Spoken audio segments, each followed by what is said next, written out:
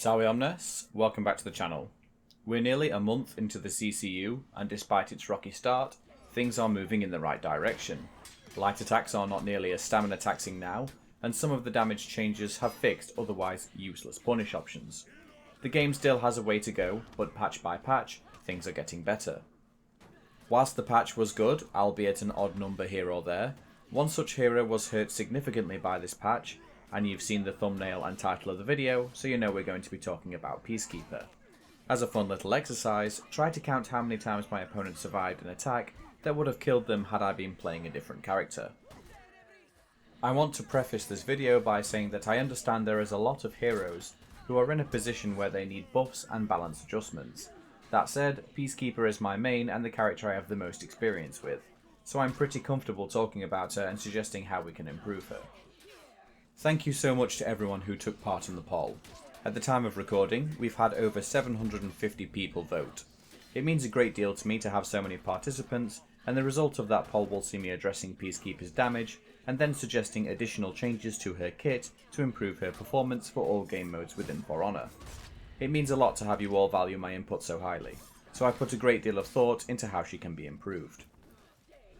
I will of course welcome your own suggestions in the comment section. However, I ask that for mine, you keep an open mind, as one particular change I have in mind for Peacekeeper might not be what you expect, though I do believe I have a winning formula for an improved Peacekeeper that will not only feel balanced, but strong, fun to play as, and most importantly, fit within the CCU's new combat rules. So, what's the first problem that we face? Simply put, it's damage. Peacekeeper simply doesn't have damage. Well, good damage anyway. First, let's start with damage across the rest of the cast to see what range Peacekeeper falls in before we start to make improvements. Let's start with 800 milliseconds heavy openers. They fall between a range of 22 and 24 points of damage. This is most heroes' typical guard break punish. 900 millisecond opener heavies average around 27 damage. This will be your average light parry punish. Heavy finishers have a range anywhere between 25 and 38, with an average somewhere around 30. So where do PK's numbers come in? Her 800 milliseconds side heavy opener is 13 damage, her 900 milliseconds top heavy opener is 16 damage, and her heavy finishers are 20 damage. However, PK has Deep Gouge. This is a confirmed light after any heavy attack that lands. It deals 11 points of damage. 1 point is raw damage, whilst the other 10 points are bleed damage that ticks down 5 times in increments of 2 points each. So let's look again, this time with Deep Gouge. Side heavy opener is now 24 damage, top heavy opener is now 27 damage, and heavy finisher is now 31 damage. Looking at this, Peacekeeper fits in with the rest of the cast. But for now, let's look at dodge attacks. Side dodge attacks across the roster deal between 9 and 25 damage, with the average being around 15. Peacekeeper's side dodge attack deals 5 damage. However, when we add Deep Gouge into the equation, we're getting 16 damage. Forward dodge attacks have a damage range between 12 and 28, with an average somewhere around 19 damage. Peacekeeper's forward dodge attack deals 8 damage. However, when we add in Deep Gouge, we're up to 19 damage.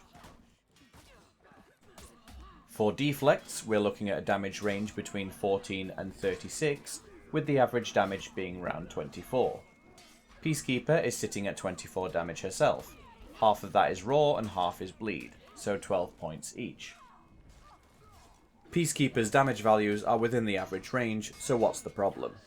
The problem is that bleed damage is used to inflate her numbers to match that of other heroes.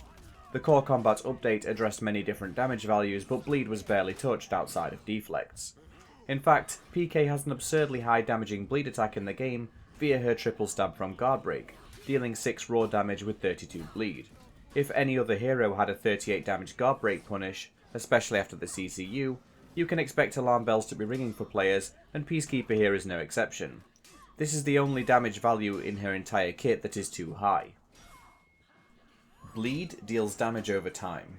Its intention is to put a timer on your opponent and force them to make rushed moves which you can then counter. Bleed can also make chip damage fatal by making blocking risky at low health. Bleed also can be healed and cleansed easily in 4v4 modes, but more importantly though, bleed is significantly weaker than raw damage. Peacekeeper is living up to her name these days because she's just unable to harm anyone. Her bleed might put her opponent on a timer, but she doesn't deal enough damage to threaten them with her counters. She's likely to die waiting for bleed to tick out, and it's not fun to play that way. There are other consequences to low raw damage too, particularly on heavy attacks.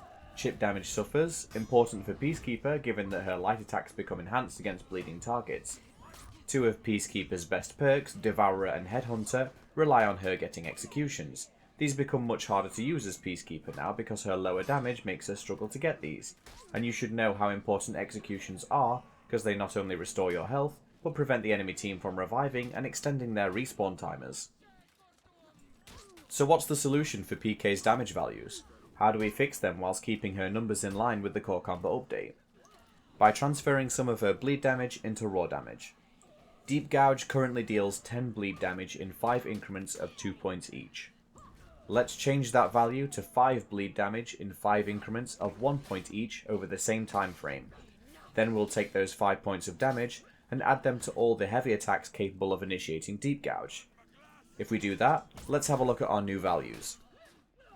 800 millisecond side heavy openers will now deal 18 damage plus 6 damage from Deep Gouge for a total of 24. 900 milliseconds top heavy opener deals 21 damage plus 6 for a total of 27. Heavy finishers deal 25 damage plus 6 for a total of 31. Sidestep strike or sideways dodge attack deals 10 damage plus 6 for a total of 16. And dashing thrust or forward dodge attack deals 13 damage plus 6 for a total of 19.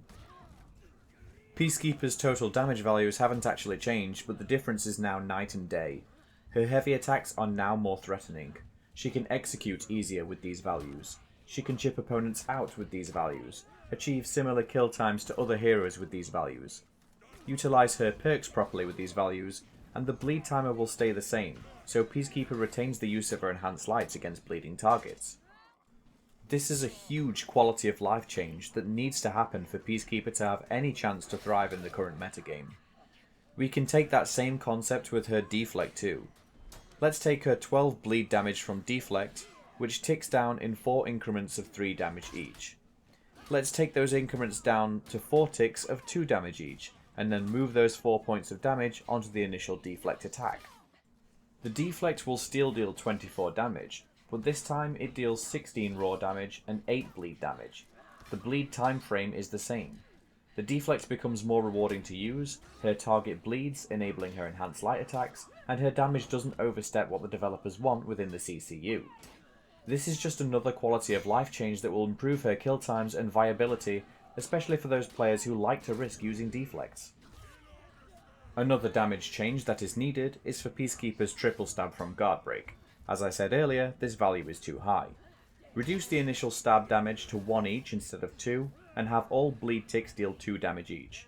This will take her triple stab attack from 6 plus 32 to a much more reasonable 3 plus 26. A suitable nerf to help balance the raw heavy damage increase I'll be giving her.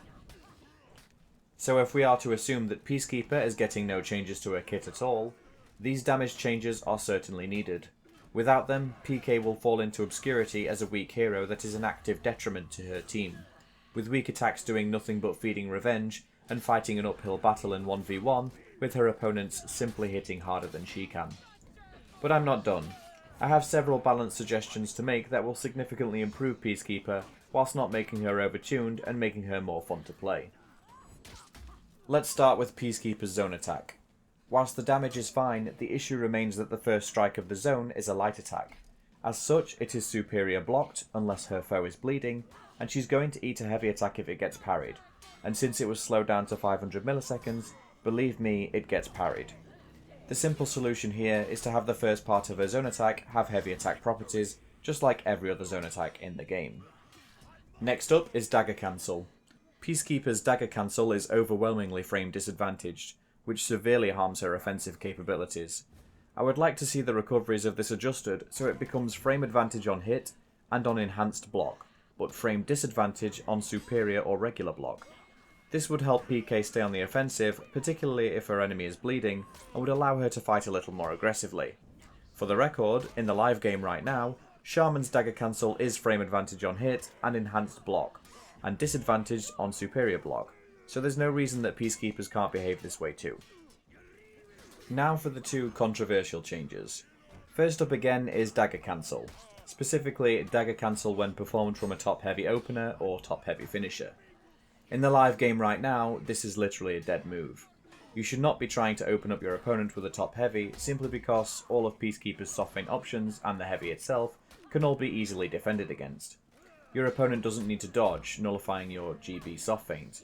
They can option select parry your top heavy, either snuffing out your GB or parrying either your heavy or your dagger, which is a light attack. Or they could simply wait for your dodge attack if you were going to soft feint into a dodge. So top heavy as it stands right now is useless in neutral. My proposition is that dagger cancel, specifically from top heavy, becomes unblockable. The damage and speed will remain the same, as does the dagger striking top guard. The parry timing overlapping will remain the same also. With this simple change though, Peacekeeper now has an option to use her top heavies in neutral. Opponents might feel threatened by the unblockable, even though it's low damage, and try to dodge or parry. They may even try to parry thinking that you will use the unblockable dagger. The difference now is that your soft feint guard break will catch them, or the dagger will hit them, forcing them to bleed. Or your opponent might attempt a dodge attack, in which case you can feint and try to counter, possibly with a deflect. This one simple change gives Peacekeeper so many options. She will now have a tool at her disposal to stop players in 4v4 constantly shutting her down with external blocks. Yes, her damage will still be low, and it'll still be bleed, but she will have helped open them up, and once they start to bleed, Peacekeeper gets access to her enhanced lights, furthering her ability to chip them down. Not to mention, Peacekeeper will actually have out of stamina pressure too. Not a great deal of pressure, but at least some. Peacekeeper players rarely ever get to perform their out of stamina punishers, so this one simple change, unblockable dagger from top heavies, would open up her options dramatically. And now for my other big change, removing deep gouge from heavy openers. Okay, hear me out here because I want to add in a new chain. I'm not gone crazy, I swear. That new chain would be heavy, light, heavy. Removing deep gouge and replacing it with this chain does a couple of things for Peacekeeper. First, she now has another way to access her 400 milliseconds chain light, as currently, she can only do that if she opens her chain with a light attack. The other thing is that Peacekeeper will now have to make a choice for her guard break punish. Do I deal damage to my opponent with a heavy attack and have access to my chain offense, or do I start to stack bleed on my opponent, opening up my enhanced light options? Having more choice in combat offers up much more expression for tactical play and really makes Peacekeeper a fun character to use. This change allows her to make better use of her enhanced lights, makes her choose what's better, raw damage or bleed. Not to mention, having that other way to access her 400 millisecond chain light helps protect her a little in team fights, allowing her to interrupt opponents attempting to attack her during her heavy attack recovery. With the removal of deep gouge though, her heavy openers would need a small damage increase. My proposed values would be side heavy openers now deal 20 damage, top heavy openers now deal 23 damage. Regarding this new chain that I proposed, whilst I'm no expert in animations or coding, I don't think this would be all that difficult to implement animation-wise. Peacekeeper's light and heavy openers always see her swing her sword, and Peacekeeper's chain lights are always done using her dagger. With this in mind, it seems quite reasonable to assume that after a heavy opener, she could easily utilise the chain light, as the animation transition doesn't look too difficult to achieve. So these were all my fixes for Peacekeeper. If we could change those heavies, deep gouge and deflect damage values, Peacekeeper would be a lot healthier in the current meta of For Honor. If my suggested changes were also implemented, I think we could see many more Peacekeeper players, as she'd become a solid but balanced hero, fit to help out in team games, and become an excellent duelist in her own right. I think the changes that I have suggested are fair and in no way overpowered, and that they also fit within the developer's vision of the CCU, but I welcome your feedback. Please let me know if you agree with me or you think I'm out of my damn mind. Honestly, I'm curious and I enjoyed the discussion. With all that said, I'm going to let the footage roll out and call it here.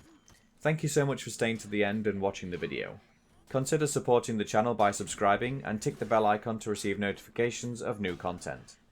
If you find yourself really agreeing with the changes that I presented, please feel free to share the video around. Let's get Ubisoft's attention, make some real change. Anyhow, thanks again. I'll see you in the next video. Ciao for now.